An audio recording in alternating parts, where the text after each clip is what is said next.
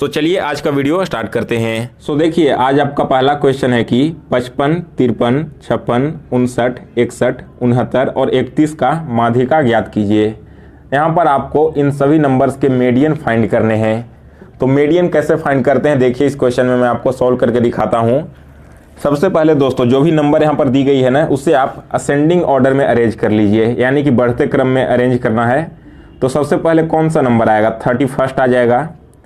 31 के बाद आएगा 53, 53 के बाद आएगा 55, 55 के बाद आएगा 56, इसके बाद आएगा 59 और फिर आएगा 61 और 69। तो अब देखिए आपका यह जो नंबर है ना वो असेंडिंग ऑर्डर में अरेंज हो गया है, छोटे से बढ़ते के क्रम में। यहाँ पर गिनिए टोटल नंबर्स कितने हैं, 1 2 3 4 5 6 7। तो टोटल यहाँ पर 7 नंबर है ना। तो देखिए कि 7 का मीडियन नंबर कौन सा है। तो मीडियन नंबर कौन सा होगा, 3 और 5 के बीच का, यानी कि चौथा जो अंक है ना वही आपका 7 का मीडियन हो गया। तो देखिए 31, 53 और 55 इन तीनों को छोड़कर चौथा नंबर कौन सा है, 56 है। तो इस नंबर का मीडियन यही आ जाएगा आपका मिडिल वाला टर्म 56। बिल्कुल ईजी है दोस्तों, आपको जब भी मीडियन निकालने के लिए दिया हुआ रहे क्वेश्चन में तो सबसे पहले आप उन सभी नंबर्स को असेंडिंग ऑर्डर में अरेंज कर लीजिए और फिर देखिए कि सबसे मिडिल टर्म कौन सा आ रहा है, और जो आपका मिडिल टर्म होगा ना वही इस नंबर का मीडियन होता है। अगर आपसे यहाँ पर इस नंबर का मीन निकालने के लिए कहा जाता तो मीन निकालने के लिए आप इन सभी नंबर्स को क्या करते हैं, सबसे पहले जोड़ लेते हैं और जितने नंबर हैं उतना से डिवाइड कर देते तो इसका मीन निकल जाता है। सो आई होप गाइज कि आपने इस क्वेश्चन को बिल्कुल अच्छे से समझ लिया होगा। चलिए हम अपने अगले क्वेश्चन की ओर बढ़ते हैं, देखते हैं क्वेश्चन नंबर 2।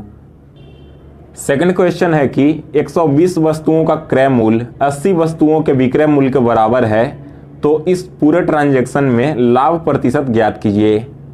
यहाँ पर देखिए दोस्तों प्रश्न में क्या कहा गया है कि 120 वस्तु का खरीदने का दाम 80 वस्तु के बेचने के दाम के बराबर है, तो इसमें प्रॉफिट परसेंट कितना होगा। सबसे पहले मान लीजिए कि किसी व्यक्ति ने जो 120 वस्तुएं खरीदी है ना वो 100 रुपये में खरीदी है। मान लीजिए कि 100 रुपये में किसी व्यक्ति ने 120 वस्तुएं खरीदी और प्रश्न में कंडीशन क्या दिया गया है कि यह जो 100 रुपये में 120 वस्तु खरीदा ना वो उसमें से 100 ही रुपये में उसने 80 वस्तु को बेच दिया। क्वेश्चन में ही कहा गया है ना कि 120 वस्तु का क्रय मूल्य 80 वस्तुओं के विक्रय मूल्य के बराबर है। तो 120 वस्तु का क्रय मूल्य कितना था, 100 रुपया, और यह बराबर किसके है, 80 वस्तु के विक्रय मूल्य के बराबर। तो यहाँ पर समझिए टोटल 120 वस्तु था जिसे हमने 80 में बेच दिया, 80 बेच दिया उसमें से हमने, तो बचा कितना, हमारे पास 40 वस्तु अभी भी बचा हुआ है। और दाम यहाँ पर देखिए दोनों का सेम है ना, तो 40 जो एक्स्ट्रा वस्तु बचा वो हमारा प्रॉफिट हो गया। तो यहाँ से हम प्रॉफिट परसेंट निकाल लेंगे। अब देखिए प्रॉफिट परसेंट निकालने के लिए क्या करेंगे, 40 का निकालना है ना, तो 40 सबसे पहले हमने लिखा और इसे डिवाइड करेंगे 80 से। यहाँ पर हम लोग 80 से इसे डिवाइड करते हैं अपने विक्रय मूल्य से, और प्रॉफिट परसेंट निकालना है, इसके लिए हमें 100 से गुना करना होगा। तो अब काटिए, 40 से 80 दो बार में कटेगा और 2 से 50 बार में 100 कट जाएगा, यानी कि इस ट्रांजैक्शन में पूरे 50% का प्रॉफिट हुआ है यहाँ पर। सो गाइज आपने इस क्वेश्चन को भी समझ लिया होगा। चलिए नेक्स्ट देखते हैं थर्ड नंबर क्वेश्चन। तीसरा क्वेश्चन देखिए दोस्तों क्या कहा है कि दो संख्याओं का एलसीएम 210 है और उसका एचसीएफ 35 है। यदि उनमें से पहली संख्या 105 है तो दूसरी संख्या क्या होगी, ज्ञात कीजिए। यहाँ पर प्रश्न में जो भी दिया गया है सबसे पहले हम लोग उसे लिख लेते हैं। देखिए दो संख्याओं का एलसीएम दिया गया है यहाँ पर 210, इन दोनों संख्याओं का एचसीएफ दिया गया है यहाँ पर हमारा 35। इनमें से पहली संख्या यानी कि x जो है यहाँ पर दिया गया है 105, हमें y का वैल्यू फाइंड करना है। बहुत ही इंपॉर्टेंट क्वेश्चन है दोस्तों, एग्जाम में कई बार आपसे क्वेश्चन पूछा गया है। तो देखिए जब भी दो संख्याओं में से एक संख्या दी हुई रहे और एलसीएम और एचसीएफ दिया हुआ रहे तो इसका एक फॉर्मूला होता है LCM into HCF divided by पहला नंबर इक्वल टू दूसरा नंबर। तो इस फॉर्मूले पर हम लोग इसका आंसर निकाल सकते हैं। देखिए कैसे इसको हम सॉल्व करेंगे। एलसीएम हमारा क्या दिया गया है, 210 दिया गया है, तो हमने सबसे पहले एलसीएम लिख लिया। अब इसमें गुना करना है एचसीएफ से, एचसीएफ हमारा 35 है तो 35 हमने यहाँ लिख लिया, और डिवाइड क्या करना है पहला नंबर से ना, तो पहला नंबर हमारा क्या है 105 है, तो इसका बराबर क्या हो जाएगा, इतना जो भी वैल्यू निकल कर आएगा इसे काटने के बाद वही y का वैल्यू हो जाएगा। तो इसे काटिए, देखिए 35 से 105 3 बार में कटेगा और 3 से 210 कितने बार में कटेगा, 70 बार में। तो यहाँ से हमने y का वैल्यू 70 निकाल लिया। तो यहाँ पर क्या हो गया हमारा y का वैल्यू 70। पहला नंबर 105 है और दूसरा नंबर यहाँ पर 70 है। इसी तरह के क्वेश्चन में दोस्तों आपको दोनों नंबर दिए हुए रहेंगे और एक एलसीएम या फिर एचसीएफ दिया हुआ रहेगा। तो सेम फॉर्मूला को यूज करके आप लोग यहाँ पर से इसका एलसीएम एचसीएफ जो भी क्वेश्चन आपसे एग्जाम में पूछा जाए उसे निकाल सकते हैं। चलिए नेक्स्ट क्वेश्चन की ओर बढ़ते हैं, क्वेश्चन नंबर 4। चौथा क्वेश्चन देखिए दोस्तों, बहुत इंपॉर्टेंट क्वेश्चन है। यदि एक ट्रेन 10 सेकंड में एक पोल को पार कर लेती है और उस ट्रेन की चाल 90 किलोमीटर पर आवर है, तो बताइए कि ट्रेन की लंबाई क्या होगी। प्रश्न में दोस्तों कहा गया है कि एक पोल है, उस पोल को कोई ट्रेन 10 सेकंड में क्रॉस कर ले रहा है और ट्रेन का हमें यहाँ पर स्पीड दिया गया है 90 किलोमीटर पर आवर। तो आपको बताना है कि उस ट्रेन की लंबाई कितनी है यहाँ पर। तो देखिए सबसे पहले हम लोग देखेंगे क्वेश्चन में क्या क्या दिया गया है। टाइम दिया गया है ना, टाइम है टोटल 10 सेकंड का। इसके अलावा ट्रेन का हमारा स्पीड दिया गया है। तो स्पीड क्या है दोस्तों, स्पीड है यहाँ पर टोटल 90 किलोमीटर पर आवर। अब एक बात ध्यान दीजिए, यहाँ पर आपका टाइम है सेकंड में लेकिन स्पीड दिया गया किलोमीटर पर आवर में। तो सबसे पहले हम लोग क्या करेंगे, इस किलोमीटर पर आवर को मीटर पर सेकंड में चेंज करेंगे। तो मीटर पर सेकंड में चेंज करने का फॉर्मूला होता है, देखिए क्या, जो भी आपका वैल्यू दिया हुआ है किलोमीटर पर आवर में, इसे गुना कर दीजिए 5/18 से। यही दोस्तों अगर आपको मीटर पर सेकंड दिया हुआ रहेगा और उसे किलोमीटर पर आवर में चेंज करना हो तो आप लोग इसे 18/5 से गुना करेंगे।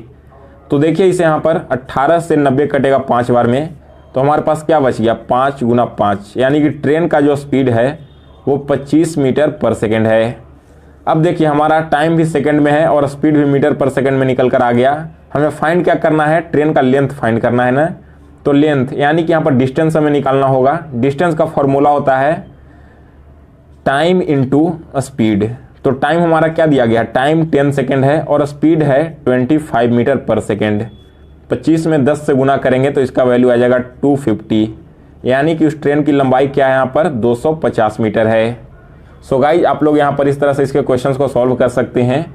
वही अगर इसमें प्लेटफॉर्म की लंबाई पूछी जाए, मान लीजिए कि टट्रेन कोई एक पोल को न पार करके प्लेटफॉर्म को पार कर रही हो और तब टोटल डिस्टेंस पूछा जाए ना, तो ट्रेन की लंबाई प्लस आपको प्लेटफॉर्म की जो प्लेटफॉर्म क्रॉस किया है उसकी लंबाई दोनों को ऐड करना होगा, तब आपका फाइनल डिस्टेंस निकल कर चला आएगा। चलिए अब अगले क्वेश्चन की ओर बढ़ते हैं। देखिए दोस्तों 5th नंबर क्वेश्चन बहुत इंपॉर्टेंट क्वेश्चन है। यह एक ऐसा क्वेश्चन है जो आपको किसी भी कॉम्पिटिटिव एग्जाम में आप बैठने जाओ वहां पर आपको इस तरह के क्वेश्चंस देखने को मिल जाते हैं। हर साल एसएससी के हर एक एग्जाम में क्वेश्चन पूछा जाता है। इसके अलावा अभी जो 2 फरवरी को सीडीएस का एग्जाम हुआ था उसमें भी बिल्कुल इसी प्रकार के क्वेश्चंस पूछे गए थे। क्वेश्चन क्या है कि यदि a + 1/a का वैल्यू 2 है तो a⁵ + 1/a⁵ का वैल्यू क्या होगा। यहाँ पर देखिए दोस्तों आपको देखने में काफ़ी कॉम्प्लिकेटेड लग रहा होगा ये क्वेश्चन, लेकिन एक बात समझिए, यहाँ पर थोड़ा सा कॉन्सेप्ट समझिए कि अगर हम लोग इस a का वैल्यू फाइंड कर लें तो इसका वैल्यू हम लोग बिल्कुल आसानी से निकाल सकते हैं उस नंबर का पावर देकर। तो a का वैल्यू कैसे फाइंड होगा, a का वैल्यू फाइंड करने के लिए हमें a की जगह पर यहाँ पर कोई भी एक ऐसा नंबर रखना होगा ना जिसका वैल्यू 2 के बराबर आ जाए, क्योंकि a + 1/a का वैल्यू क्या आ रहा है 2 आ रहा है ना। तो a की जगह पर कोई एक ऐसा वैल्यू रखिए जिसे रखने के बाद इस इक्वेशन को सॉल्व करेंगे तो यह 2 के बराबर आए। तो मान लीजिए यहाँ पर देखिए हमने a का वैल्यू 1 रख कर देखते हैं सबसे पहले। तो a का वैल्यू 1 रख के देखिए क्या हो जाएगा 1 + 1/1, यही होगा ना। a की जगह पर अगर हम लोग 1 रख देंगे तो 1 से 1 कटेगा एक बार में, तो बचा क्या हमारे पास 1 + 1 यानी कि 2। तो अगर हम लोग a का वैल्यू 1 रखते हैं दोस्तों तो हमारा वैल्यू इसके बराबर आ जा रहा है सॉल्व करके। तो इस तरह से हमने यहाँ पर a का वैल्यू फाइंड कर लिया है। तो अब इसका वैल्यू भी आसानी से निकल जाएगा।